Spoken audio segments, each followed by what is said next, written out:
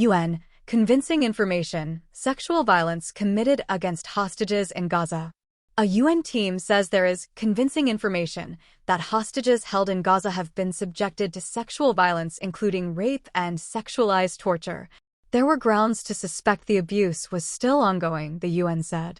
The UN team also found reasonable grounds to believe sexual violence, including gang rape, took place when Hamas attacked Israel on October 7th.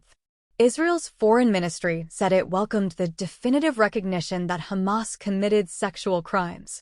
The UN Security Council should now designate Hamas as a terrorist organization and impose international sanctions on it, spokesman Lior Hayat said. Hamas has denied its gunmen sexually assaulted women during the attacks. Warning: contains graphic descriptions of rape and sexual violence. In the report, the UN said it had found clear and convincing information that sexual violence, including rape, sexualized torture, cruel, inhuman, and degrading treatment, has been committed against hostages. It also said it has reasonable grounds to believe that such violence may be ongoing against those still held in captivity. Hamas gunmen infiltrated southern Israel on October 7th, killing about 1,200 people and taking 253 others hostage. The UN report said the mission team found that there are reasonable grounds to believe that conflict-related sexual violence occurred in multiple locations during the October 7th attacks. These happened in at least 3 locations: the Nova Music Festival site and its surroundings, Road 232, and Kibbutz Re'im, it added. Reports of sexual violence carried out by Hamas, which is proscribed as a terrorist organization by Israel, the UK, and others, began to emerge soon after October 7th and have accumulated steadily ever since. The BBC has also seen and heard evidence of rape, sexual violence, and mutilation of women. Israel responded to the October 7th attack by launching a military campaign in Gaza, during which 30,500 people have been killed, according to the Hamas-run health ministry. The UN team visited Israel between January 29th and February 14th.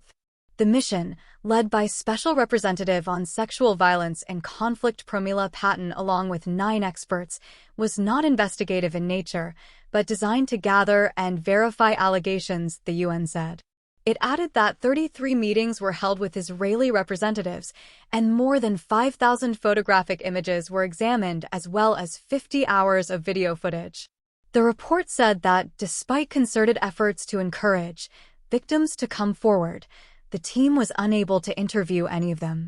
Some allegations of rape and sexual violence were unfounded, the report explained, including the graphically publicized case of a pregnant woman whose womb was reportedly torn open and her fetus stabbed.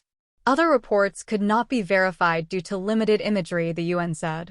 It also said it had not been able to establish a discernible pattern of genital mutilation.